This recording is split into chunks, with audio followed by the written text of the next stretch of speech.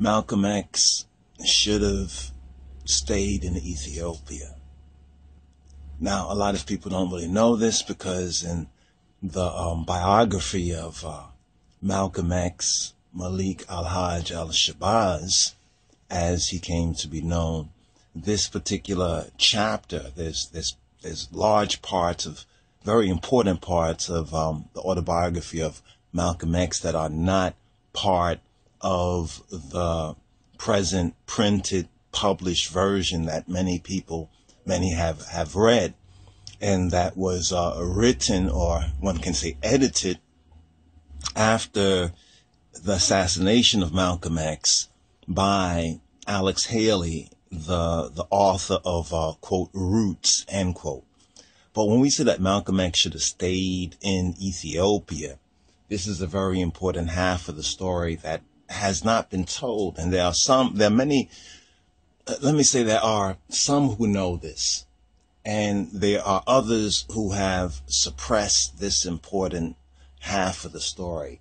And what's very interesting is that we were just looking at some videos, right? Some videos concerning the assassination of Malcolm X, making a MASH DVD from some of the YouTubes, some of the videos that you see out there on YouTube. And there's one in particular that's very interesting.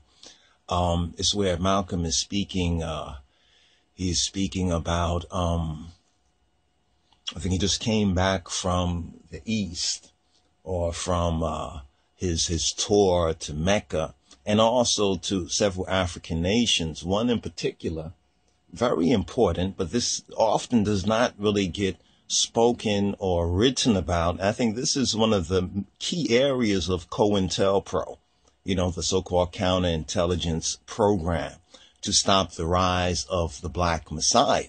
The question still remains. Most people believe that, well, Malcolm was this Black Messiah, or others would say that it was MLK, Martin Luther King Jr. However, the real key to this mystery is the half of the story that hasn't been told. And this is why we say that Malcolm should have stayed in Ethiopia. He had went to Ethiopia. You see, the key connection with Ethiopia is the OAAU, which is known as, or was known as, the Organization of African American Unity, that was modeled directly upon the Organization of African Unity. And let's see if we can bring this forward, of His Imperial Majesty Haile Selassie I. Now, some would say that, there's some debate in the Pan-African community, but that's another conversation right there. What we do know from witnesses at that time was that when Malcolm had visited the OAU and had met with various different African leaders and the representatives of various African nations, when he had visited the East and made his pilgrimage to Mecca, that His Imperial Majesty Haile Selassie, the Lion of the Tribe of Judah, the Black Messiah, was not in country. But he was begged by various Ethiopians and other Africans to stay. Now, this is also based on a testimony of Dr. Gladstone Robinson, right? And I find it to be very interesting. And like I said, in the clip that we got to see on the YouTubes, Malcolm says something very interesting. They asked him, did you get any assurances from any, African leaders? I'm going to get that clip. I want you to hear the clip for yourself. And he says he'd rather not say, right? He'd rather not say. And when you start to put that within the bigger context of things, so he goes to Ethiopia, right, where the Organization of African Unity is centered and is headquartered. And this is a shot right there, right? You can see His Imperial Majesty right there, right? He goes to he goes there, right? Let me just see if I could bring up some of the other pictures right here. Okay. Wait, okay, here we go right here. Freedom can't wait. Okay.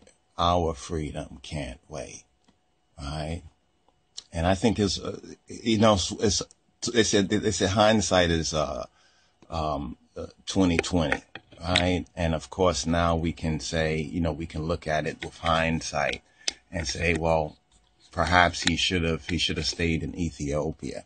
But the main connection I want to make, and this part has still been suppressed, is the Ethiopia connection with the OAU, and the Haile Selassie I connection also with the OAU, that has not made it into the Western press, especially the Western press right here, right?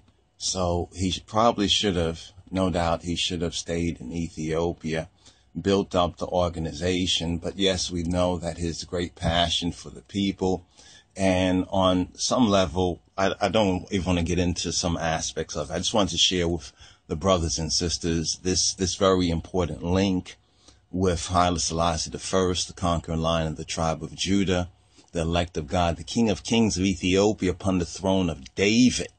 I mean, see, that half of the story has also been COINTELPRO'd.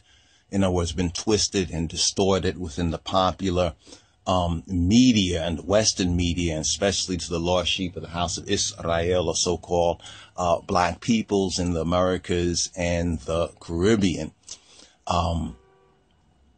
That's my word on this right now. A little bit more to come, but Malcolm should have stayed in Ethiopia, built up the organization, and then it would have been more effective than a lot of the snakes and serpents and the